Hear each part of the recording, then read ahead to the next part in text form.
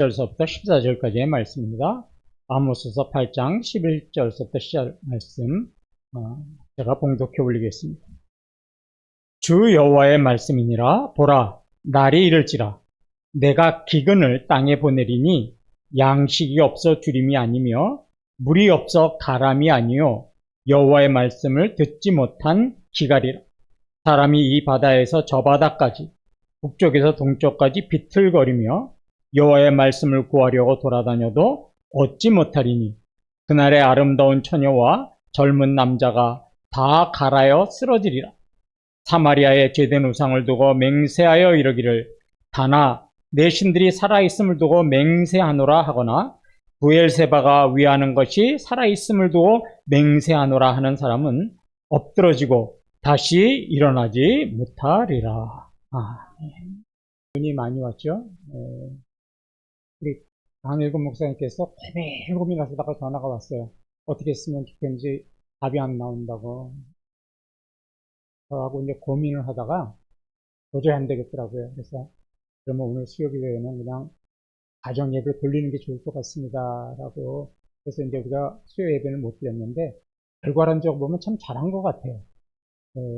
막 밤늦게까지도 눈이 너무 많이 오고 폭설이 와서 혹시라도 우리 권사님들 또 장로님들 오시다가 낙상하면 고관절을 다치시면 그게 참 안타까운 일이거든요. 그리고 차도 많이 이렇게 약히고 전철도 뭐 타고 다니는데도 그날 지각을 한 직장인들 한 3, 40분씩 지각을 했다는 이야기를 듣고 그렇게 결단을 좀 내렸습니다. 여러분들께서 좀 양해를 해주시면 좋겠고요. 이렇게 눈이 많이 오는 것도 참 안타까운 그 현상인데 하나님께서 이 땅에 내리시는 이렇게 자연재해 중에서 정말 고통스러운 그런 재앙이 있다면 기근의 재앙입니다. 비가 내리지 않는 기근의 재앙. 이 비가 내리지 않으면 농작물이 자라지 못하고 그냥 말라버리죠. 그러면 이제 양식이 없어져요. 그러다 보면은 우리가 아프리카 뉴스를 통해서 보다시피 기후로 인해서 굶어 죽는 사람들이 얼마나 많이 생깁니까? 이렇게 자연적인 기근도 무서운데 오늘 본문을 보면 아모스 선지자는 그런 자연적인 기근보다 더 무서운 기근이 있다라고 그래요. 그 기근이 뭐냐 하면 말씀을 듣지 못하는 말씀 기근이라는 겁니다. 그 말씀이 11절 말씀입니다. 주 여호와의 말씀이니라. 보라, 날이 이를지라. 내가 기근을 땅에 보내리니 양식이 없어 주림이 아니며 물이 없어 가람이 아니요 여호와의 말씀을 듣지 못한 기갈이라. 11절 이렇게 하죠. 주 여호와의 말씀이니라. 보라, 날이 이를지라. 이 표현을요, 무슨 표현이라고 하냐면 이게 종말론적 표현이라고 해요. 그러니까 종말에 나타날 이 세상의 마지막 말세 때에 나타날 현상을 이야기할 때는 항상 보라, 날이 이를지니라 이런 말이 자주 사용이 되고 있습니다. 그러니까 이제까지 이제 말세가 되고 종말이 되면 이제까지 사람들이 경험해 보지 못할 일들이 일어날 것이다. 이거를 무슨 표현으로 하냐면 날이 이를지니라 라고 표현을 하는 거죠. 그럼 어떤 일들이 일어날 것인가? 하나님께서 이제 때가 되면 종말이 가까워져 때가 되면 북이스라엘에게 기근을 하나 내리실 텐데 그 자연적인 기근이 어떤 것이냐? 말씀을 듣지 못하는 기근을 내리실 거라는 거예요. 말씀이 사라진다는 거예요. 말씀이 사라지는 기근을 내릴 것이라는 겁니다. 자, 그런데 잘 보세요. 11절에 이렇게 하죠. 두 번째 줄을 보면 내가 기근을 땅에 보내리니 이런 말씀이 있습니다. 이걸 제가 영어 성경을 찾아보니까요. 이렇게 돼 있어요.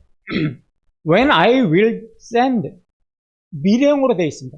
내가 앞으로 말씀의 기근을 보내겠다 이런 뜻이에요. 그런데 좀 이 11절의 말씀은 앞뒤가 안 맞는 것 같아요. 이해가 좀 안 되는 점이 하나 있습니다.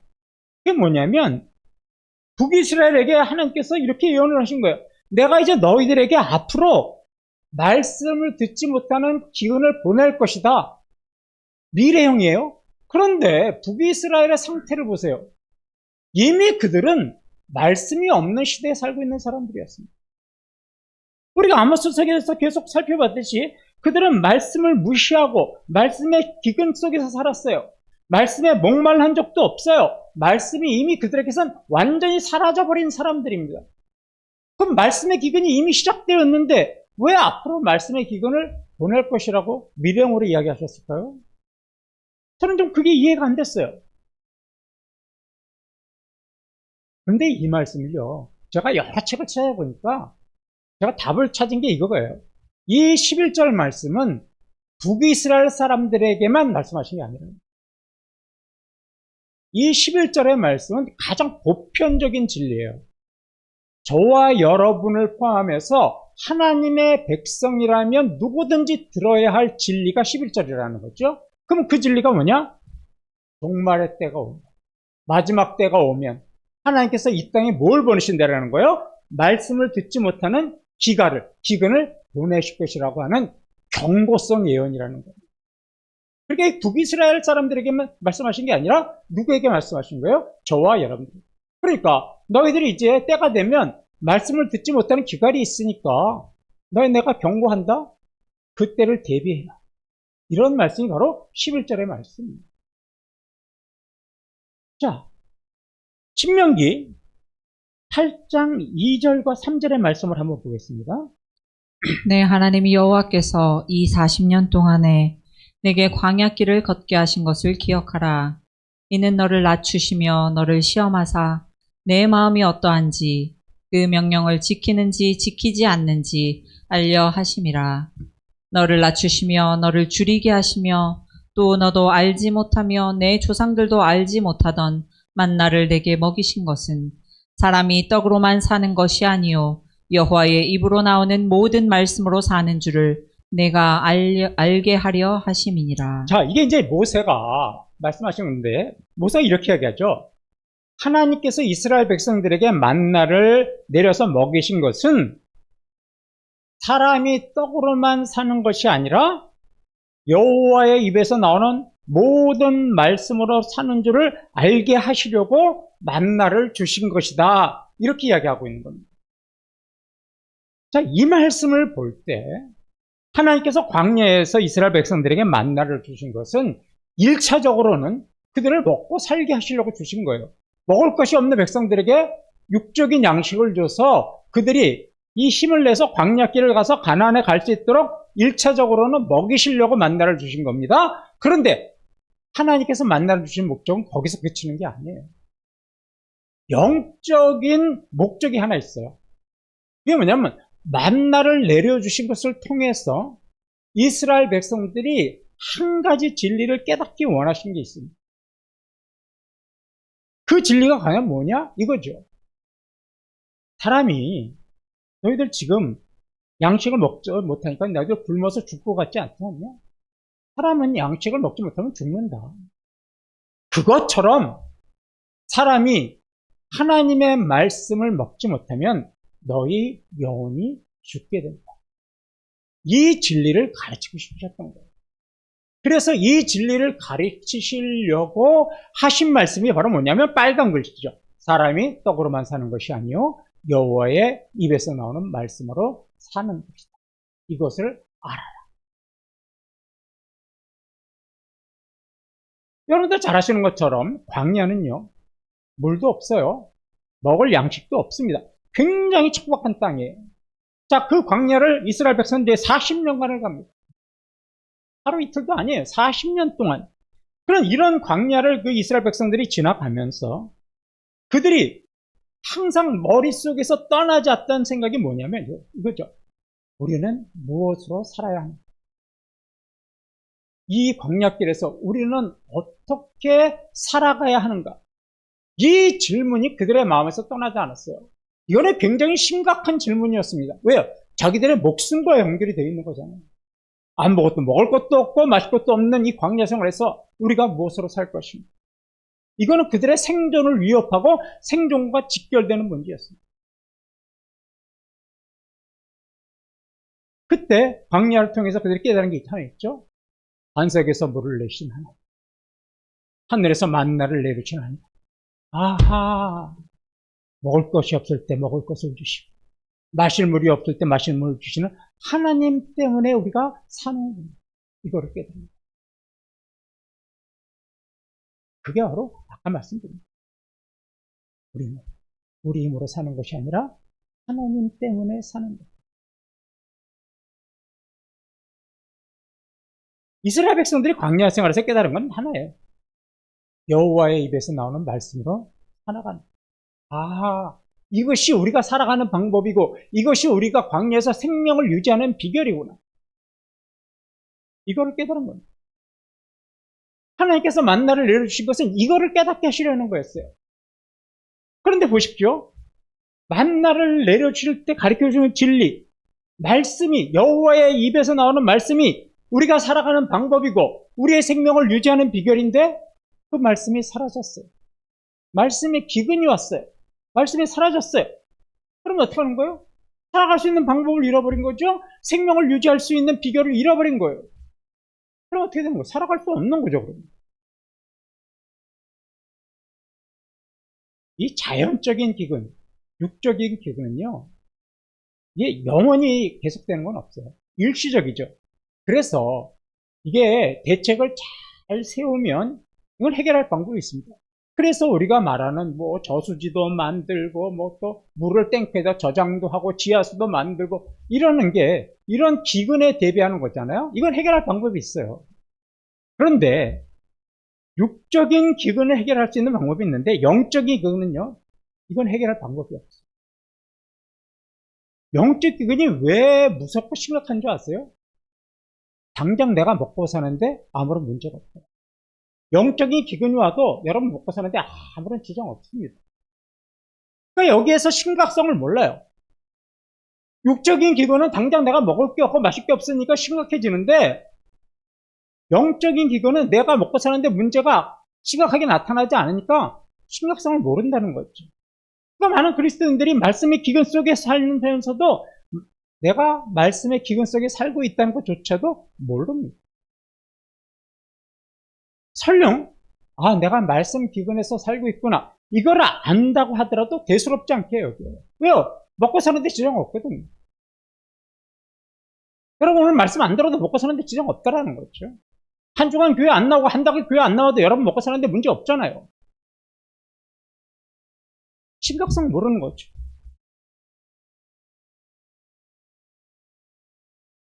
그런데 이게 왜 정말로 무서운 심각성이 있느냐, 영적 기근이? 말씀이 사라졌잖아요. 말씀 기근이니까. 말씀이 사라지면 어떻게 됐냐면 하나님의 뜻과 계획을 알 수 있는 방법이 사라지는 거예요. 말씀을 통해서 우리에게 하나님의 뜻을 깨닫고 말씀을 통해서 우리가 살아가는 방법을 깨우쳐 주시고 말씀을 통해서 우리가 생명을 유지할 수 있는 비결을 알려주시는데 그 말씀이 사라졌어요. 그러면 우리가 살아갈 수 있는 방법이 사라진 거죠.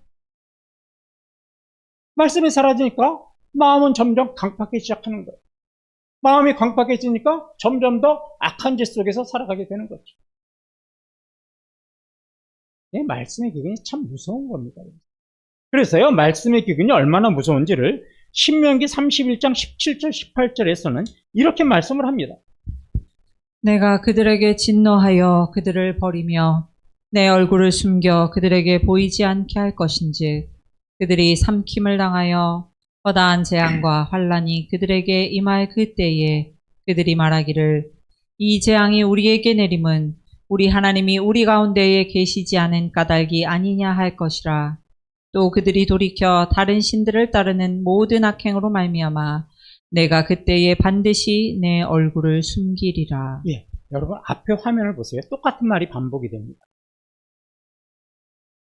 말씀의 기근에서 말씀이 사라지니까 하나님께서 그들을 어떻게 하신다고요? 버리신다는 거예요. 버리신다는 뜻이 뭐예요? 하나님의 뜻과 계획을 알 수 있는 방법이 없다라는 겁니다. 하나님께서 얼굴을 숨기신다는 거예요. 얼굴을 돌리신다는 거예요. 그들이 보이지 않게 하신다는 거예요. 왜요? 말씀이 사라지니까 하나님을 알 수 있는 방법이 없는 거예요. 자, 그 다음에 더 보세요. 그러니까 그들이 뭐냐면 하나님께서 우리 가운데 계시지 않아서 우리가 이렇게 고난을 당하는구나 깨닫는 거예요. 왜요? 하나님께서 얼굴을 숨기십니다. 그러니까 말씀의 기근이 무서운 것은 두 가지입니다. 하나님께서 우리를 떠나버리신다는 거예요. 하나님께서 우리에게 얼굴을 숨기신다는 겁니다. 이것이 당장 먹고 사는 데는 문제 없지만 궁극적으로는 이것이 우리가 살아갈 수 있는 방법이 완전히 사라져버립니다. 지금 이 시대는요, 자연적인 기근 때문에 먹고 살지 못하는 시대는 아니잖아요. 그죠? 그런 것들을 다 해결할 수 있는 방법이 있잖아요. 하지만 자연적인 기근은 거의 이제 우리에게 영향을 주지 못하지만 말씀의 기근은 점점점 심해져 가고 말씀의 기근은 점점 더 우리의 영적인 부분에 영향을 주기 시작합니다. 왜 말씀의 기근이 왔을까요? 교회가 없습니까? 교회가 사라졌습니까? 하나님의 말씀을 들을 기회가 없습니까? 라디오만 틀어도 하루 종일 설교가 나옵니다. 교회에서도 주일날에는 몇 번씩 예배를 드리고 뭐 수요 기도회, 새벽 기도회, 철야 기도회 수많은 예배가 있습니다. 이렇게 예배가 많아지고 특히 우리나라는 세계에서 제일 예배가 많은 나라인데도 왜 한국 교회는 말씀 기근 속에서 살고 있다라고 많은 분들이 탄식을 하고 있을까요? 과거보다 우리가 훨씬 더 말씀을 들을 기회가 많아졌잖아요. 그런데도 왜 이 시대를 말씀 기근 시대라고 하는 거죠? 말씀을 들을 수 있는 기회는 많아졌지만 말씀에 우리가 귀를 막고 있어요. 우리가 말씀을 많이 듣는데 우리의 귀를 막고 우리의 마음을 닫고 있기 때문입니다. 말씀을 자기가 자의적으로 해석해요. 복음을 복음답게 해석하는 것이 아니라 자기 입맛에 맞게 말씀을 해석해요. 그러니 복음이 복음답지 못한 거죠. 그러니까 말씀에 기근이 오는 겁니다. 말씀을 듣는데 듣는 것으로 끝나요. 말씀에 순종함이 없습니다. 말씀이 행동으로 이어지지 않습니다. 그래서 말씀에 기근이 오는 겁니다. 말씀을 들을 기회가 없어서 그런 게 아니에요. 수많은 말씀을 듣지만 우리의 귀가 막혀 있고 우리의 마음이 막혀 있고 복음을 그냥 누더기 복음으로 만들어요. 찢어버리고 해당 없는 건 찢어버리고 자기가 마음에 안 드는 것도 찢어버리고 누더기 복음으로 만들어요. 자기 마음에 맞는 것만요. 말씀에 순종하지 않아요. 행동을 이어지지 않아요. 그래서 말씀에 기근이 오는 겁니다. 그러면 지금 이 말씀 시편 31편 17, 18절 말씀하고 비교해 보십시다. 말씀에 기근이 오면 어떻게 한다고 그랬어요? 하나님께서 우리를 떠나신다고 그랬어요? 얼굴을 숨기신다고 그랬어요?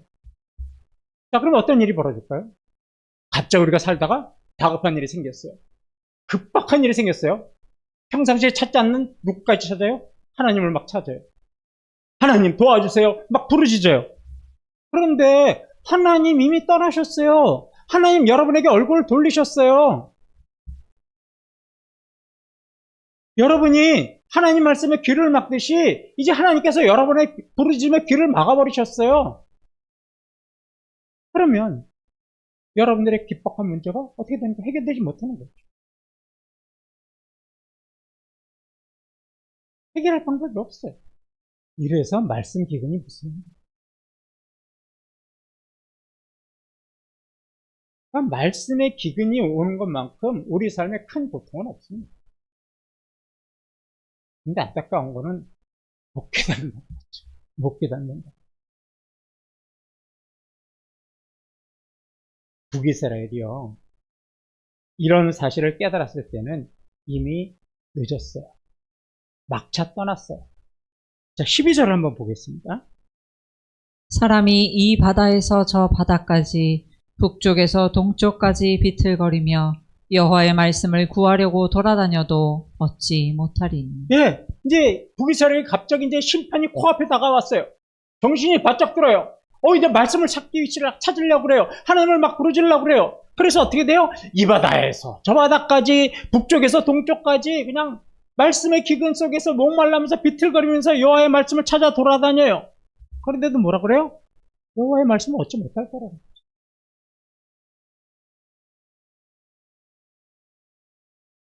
때가 늦었을 때는 말씀의 기근 속에서 우리가 경각성을 깨닫지 못하고 미리 준비하지 못하면 때는 늦는다는 거예요.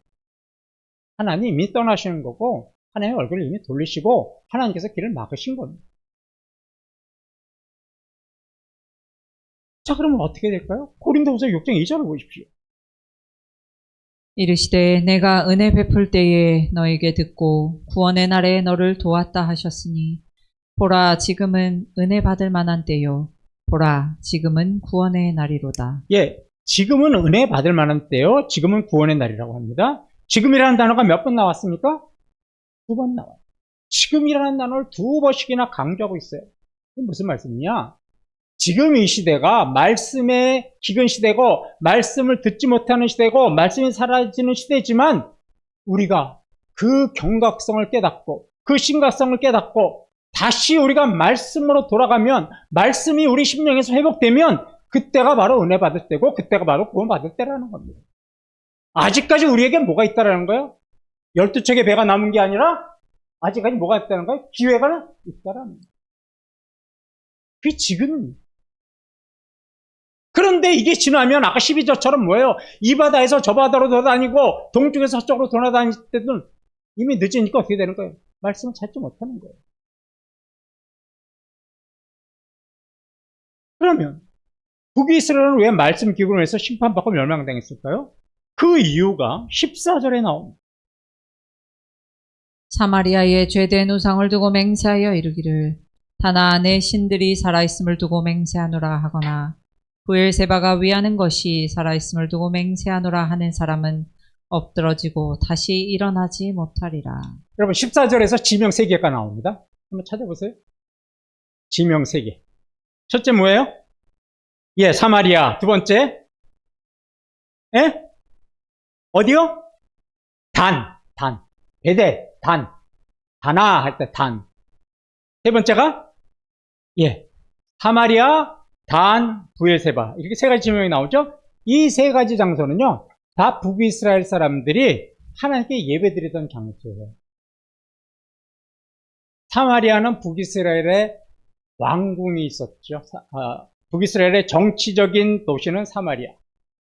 왕궁이 있었던 곳입니다. 그곳에서 예배드렸다는 거예요. 두 번째는 단에서 예배드렸어요.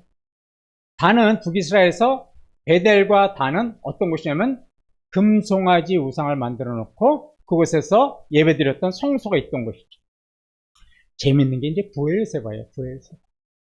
부엘세바는 어떤 곳이냐면 이 이스라엘의 조상 아브라함이 가나안 땅에 들어와서 그의 모든 가족이 예배드렸던 장소가 부엘세바예요. 근데 이 부엘세바가 어느 에 있었던 땅이냐면 남유다에 있던 땅. 북이스라엘에서만 예배드린 게 아니라 지금 남과 북이 지금 대치 중에 있잖아요. 전쟁 중에 있는데 어디까지 내려간 거예요? 남유다 땅이 저 밑에까지 내려가면 부엘세바까지 가서 거기서까지 예배를 드렸어요. 그러면 왜 북이스라엘 사람들은 적국의 땅인 부엘세바까지 가서 예배를 드렸을까요? 이게 이런 거예요. 여러분 우상 섬기는 사람들이 뭐 자기네들끼리 이야기할 때 어디 가서 기도를 했더니 신통해 그곳에 가서 내가 뭘 빌었는데 그냥 복이 다 이루어졌어 그곳은 영험한 곳이야 그런 것 있잖아요. 그죠? 부엘세바가 이 북이스라엘 사람들에게는 그런 곳이었어요. 거기 가서 예배 드리면 기도빨 잘 듣는다. 거기 가서 예배 드렸더니 모든 소원이 다 이루어졌다. 그러니까 너더라도 성지순례 가는 거예요. 짐 싸들고. 어디까지? 부엘세바까지. 며칠 몇 날. 부엘세바. 그래서 부엘세바예요. 우상 제단이 있었어요. 뿔이 4개 달린 제단이 있었어요. 누가 만든 거예요? 북이스라엘 사람들이 거기서 예배드려요. 이렇게 열심히 예배드렸어요. 북이스라엘은. 그런데도요.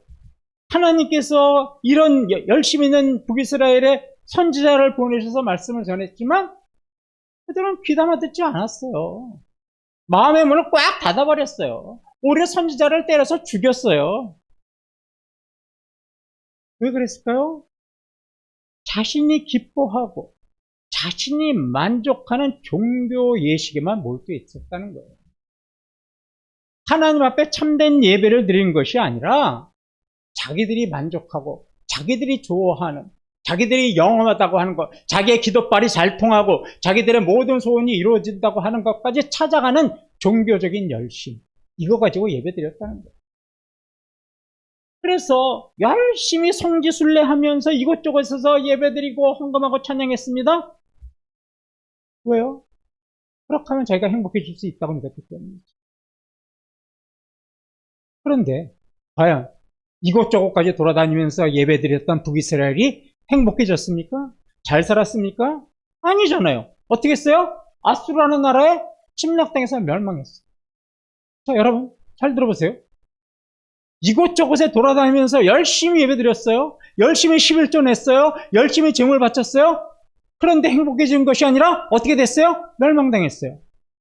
아하, 자기가 만족하고 자기가 기뻐하고 자기가 원하는 예배 드려봤자 그걸로 구원받지 못하는 겁니다. 이거예요.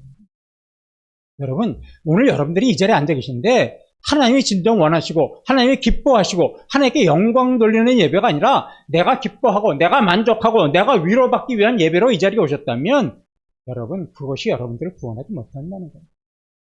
정신 차리셔야 돼요. 똑같이 예배드리지만 어떤 분은 하나님께서 기뻐 받으시는 제사가 되는 거예요. 어떤 사람은 하나님의 제사를 능멸하고 하나님에게 드리는 예배가 멸시하는, 하나님을 멸시하는 예배를 드리는 사람도 이 자리에 있다라는 겁니다. 그런 사람은 그것이 구원에 이르지 못해요. 그런데 마치 그런 예배가 자신을 구원할 것처럼 그들은 그렇게 열심히 예배를 드린 거예요.